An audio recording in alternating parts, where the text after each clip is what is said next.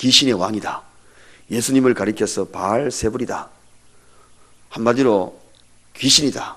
이렇게 이야기를 하는 서기관들에 대해서 예수님이 어떻게 대응하는가? 한마디로 비난하는 사람들에게 내가 어떻게 대응하는가? 오늘은 비난과 대응에 대해서 말씀을 좀 나누려고 합니다. 여러분은 나를 비난할 때 어떻게 대응하십니까? 오늘 예수님이 말씀하시는 이 말씀을 잘 적용을 하여서 저도 여러분도 이 비난에 잘 대응하여서 그 비난이 무너지는 가정이 되지 않고 무너지는 나라가 되지 않고 무너지는 어쩌면 내 인생이 되지 않기를 바랍니다. 1818년 한 12월 23일 그때에 조그만 오스트리아 시골 교회에서 성탄절 준비가 한창이었습니다. 12월 23일이니까 바로 성탄절이 내일 모레로 다가왔잖아요.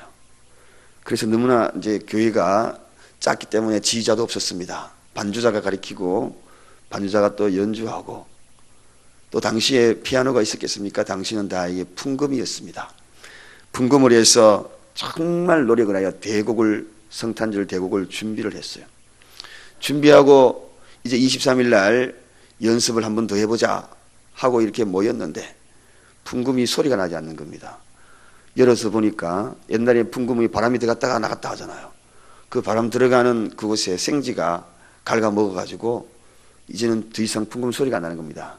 바람 빠지는 소리밖에 안 나는 겁니다. 너무너무 실망스러워서 이 반주자가 이 일을 어떻게 대처할까?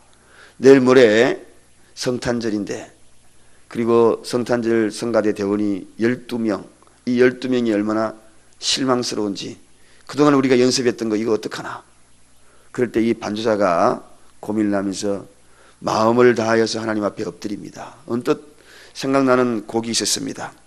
그것이 바로 그루브가 임시로 대체하기 위하여 생각한 임시 방편으로 생각한 모르 목사님의 성시 그 성시를 작곡한 노래 그 노래를 임시 방편을 하는데 그 노래는 너무나 단순하고 간단해서 그 노래를 풍금이 없어도 할 수 있는 겁니다. 한 번만 불러보면 할 수 있는 노래입니다. 누구든지 몇 번만 불러보면 할 수 있는 노래 그 노래를 선택했습니다. 그 노래를 이제 연습해서 풍금이 없으니까 기타를 치고 노래를 불렀어요. 그 노래가 유명한 고요한 밤 거룩한 밤 그 노래가 되었답니다. 여러분 이렇게 대처하는 지혜가 있으면 어떤 일을 당하더라도 더 유명한 곡, 더 위대한 일들이 일어난다는 거죠. 그 대곡을 아마도 계속했으면은 이 고요한 밤이 이 세상에 울려 퍼졌겠습니까? 그러지 못했다는 겁니다. 그런데 이렇게 침착하게 기도하면서 대응하니까 위대한 고요한 밤이 오늘도 저와 여러분들에게 이 성탄절이면 누구나 부르는 그런 대표적인 곡이 되었지 않습니까? 어렵지 않더라도 화려하지 않더라도 누구나 아이들까지 다 부를 수 있는 그런 멋진 곡 고요한 밤이 되었다는 겁니다. 대응하는 것이 참 중요합니다. 어떤 일을 딱 닥칠 때 대응하는 것 어쩌면 이 대응하는 것이 역전을 이룰 수 있는 그러한 놀라운 비밀이 있다는 것 그리고 이 대응하는 것에 따라 가지고 어쩌면 그 속에 정말 보석 같은 것들을 새롭게 발견하는 그런 기회가 될 수 있다는 것. 그래서 우리는 비난을 들을 때 이 대응을 잘해야 합니다. 이 대응하는 그 속에 놀라운 하나님의 축복이 있다는 거죠. 그래서 여러분 비난하면 옳거니 잘 됐다. 내가 축복받을 길이 이 속에 있구나. 대응만 잘하자. 대응 잘하자. 그래서 내가 복을 받자. 하나님의 은혜를 누리자. 그렇게 되는 우리 사랑교회가 되기를 바랍니다. 오늘도 아마 틀림없이 여러분들에게 아마 날선 어떤 그러한 것들로 여러분을 콕콕 찌르는 사람이 있을 것이고 아카시아 가시 같은 것으로 여러분의 마음을 콕 찌르는 사람도 있을 것이고 그럴 때마다 대응을 잘 해나갑니다. 그럴 때에 오늘은 놀라운 하나님의 은혜를 누리게 되는 거죠. 교회가 가정이 나라가 다 망하는 이유를 오늘 예수님이 이 본문 말씀을 통하여 일러주는 겁니다. 다들 보면 대응을 잘못해서 분쟁이 일어나고요. 그 대응만 잘했으면 가정이 좀 편안할 텐데, 이쪽에서 이로 나오면 나도 이다, 저쪽에서 칼로 나오면 나도 칼다, 이렇게 다 대응해 가지고 오늘도 국제 간 분쟁이 끊임없잖아요. 저 팔레스타인 지역에 다들 유대인들과 중동 지방이 끊임없는 분쟁의 열시가 된 것도 사실은 그렇습니다. 이 나라와 나라도 마찬가지고, 그리고 나라 내부에서도 마찬가지입니다. 오늘 그 이야기입니다. 자, 그런데 오늘 여기에 비난하는 이 사람들, 이 서기관들을 그들은 무엇으로 비난하는가? 정말 비난도 이렇게까지 할 수 있을 모든 것을 갖춘 사람이 비난하면 빠져날 틈이 없습니다. 여기에 서기관이라 하면 한마디로 이야기하면 전문 지식을 가지고 있는 사람입니다. 바벨론의 포로로 예수님 이 로마의 포로 되기 이전에는 사실은 이 서기관이라는 것이 없었습니다. 없어 그냥 단순히 기록만 오던 그러한 때에 이제 어느 순간부터 이들이 전문 지식인으로 자리를 잡습니다. 그래서 신약 시대에는 당시에 이 율법을 정리하고 필사하면서 전문가가 된 겁니다. 전문가가 되다 보니까 성경도 많이 알죠. 그래서 율법의 정상의 자리에 앉아가지고 그 일을 판단할 수 있을 정도로 굉장히 해박한 지식을 가지는 그런 사람이 오늘 본문에 나온 이 서기관들입니다. 그러니까 첫째, 그들은 무엇으로 비난하는가? 지식으로 비난한다는 거죠. 여러분, 내가 많이 알고 있다는 겁니다. 이 알고 있는 것으로 비난이 오면 피할 길이 별로 없거든요. 똑똑한 사람들이 앞뒤 딱딱 맞춰가지고 앞과 뒤가 일목요연하게 비난을 쫙 해오면, 그렇게 되면 피할 길이 없는 겁니다. 숨이 탁탁 막히죠. 그럴 때. 여러분, 그럴 때 없습니까? 부부 사이에도 그런 사람이 있다 그러더라고요. 우리 남편은 그냥 앞뒤가 그냥 딱 맞춰가지고 그냥 피할 길이 없대요. 빈틈이 없대요. 그렇게가 비난을 딱 다가오면 숨이 막힌대. 죽을 것 같대. 그렇게 다가온다는 이야기죠.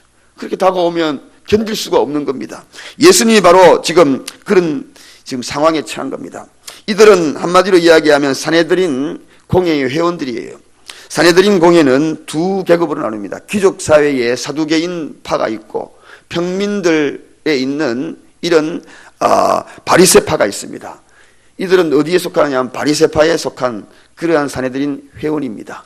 그래 막강한 힘을 갖고 있는 것이고 막강한 권력을 갖고 있는, 모든 일을 처리하고 결정권을 갖고 있는 그들이고, 그들 가운데서 이 해박한 지식을 가지고 다가오니 굉장히 힘든 거죠. 거기다가 두 번째는 이 권위를 가지고 왔다는 겁니다. 이러한 막강한 권위를 가지고 어디요?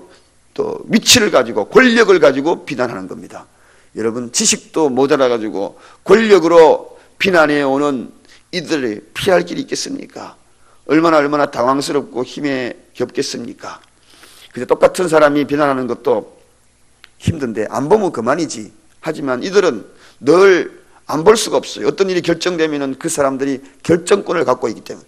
그러니 그런 권위와 권력의 그런 비난을 받으면 예수님도 참으로 힘들었을 것 같다 하는 생각이 들어갑니다. 그 다음에 그들은 이 두 가지를 통하여서 가장 무서운 것으로 비난합니다. 이게 거만한 마음으로, 교만한 마음으로, 군림하는 마음으로 비난해 오기 시작합니다. 이 세상에서 제일 무서운 게 뭡니까? 이 교만한 마음으로 비난해 올 때 이거 견디기 힘들거든요. 나는 다 알고 힘을 가지고 있지만 너는 모르고 힘도 없지. 내가 너 위에 있는 자다.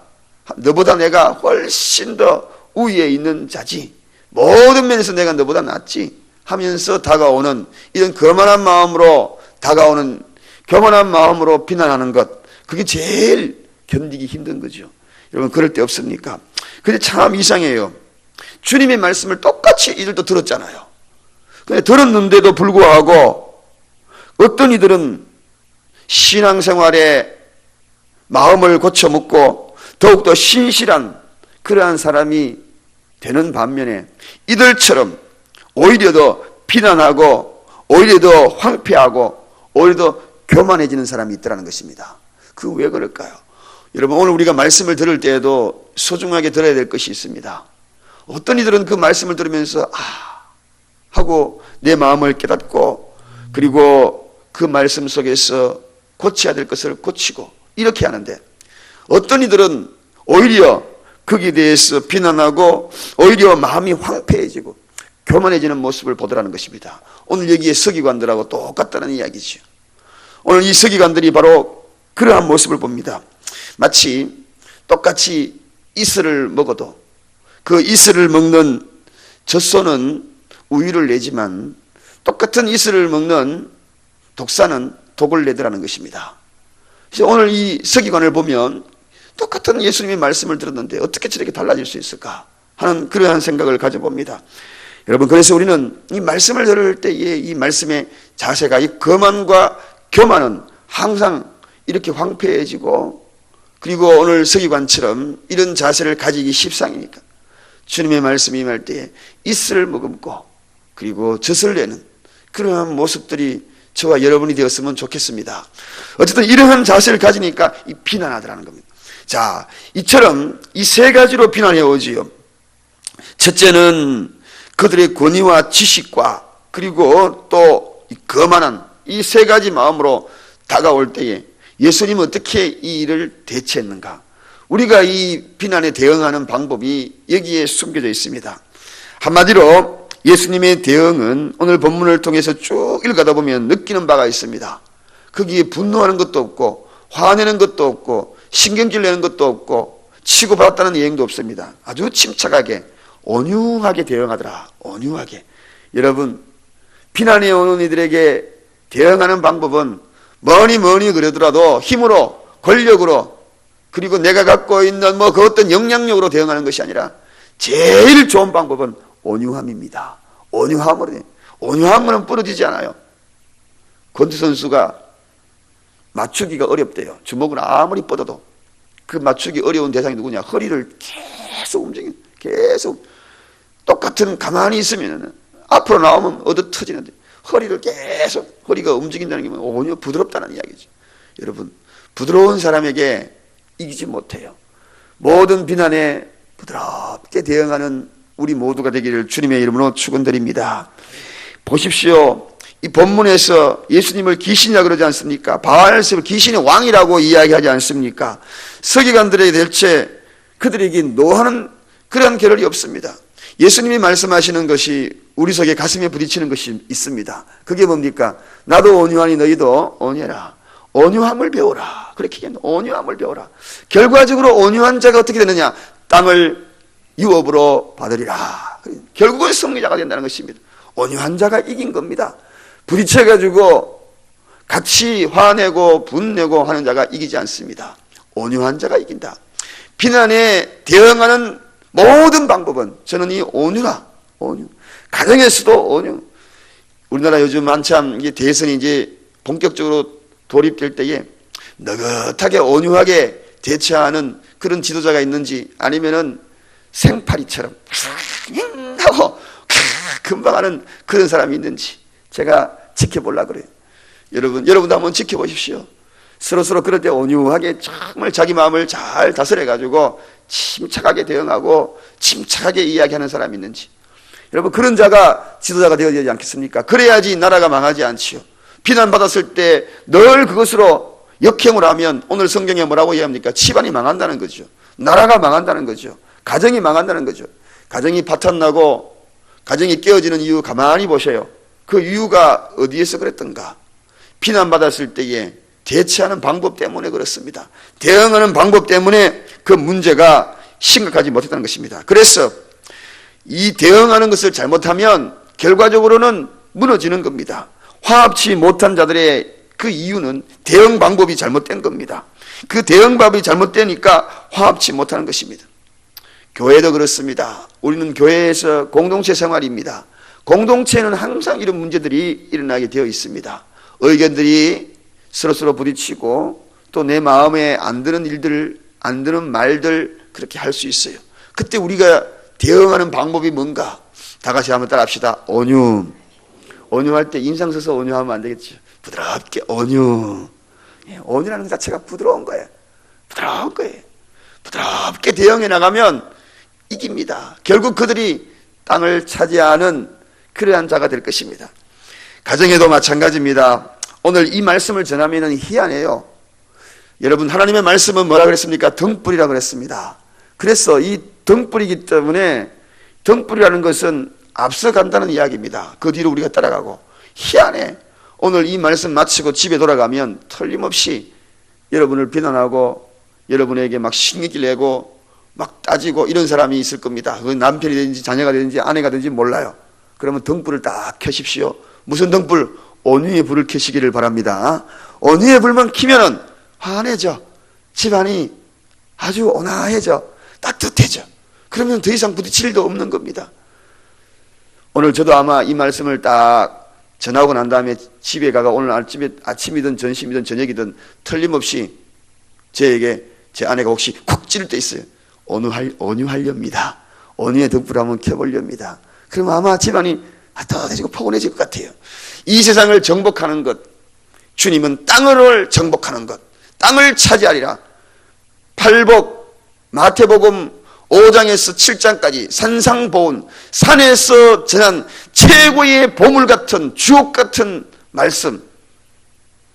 온유한 자는 복이 있나니 땅을 기업으로 차지할 것이라. 땅 차지하는 것은 온유한 자다. 이 이야기는 진정한 승리자가 된다는 것입니다. 예수님의 이 대응 방법을 침착하게 온유하게 차근차근 오늘 설명해 나가지 않습니까? 이 설명 쫙 해나갈 때에 누가 감히 그 앞에서 오히려 더 반문하겠습니까? 말도 못하고 머리만 쑥 숙이고 가는 거죠. 이러한 모습들이 우리에게도 있고 우리 교회도 있고 이 나라에도 있고 여러분의 가정에도 충만하기를 바랍니다. 기도하겠습니다. 하나님 아버지 감사합니다.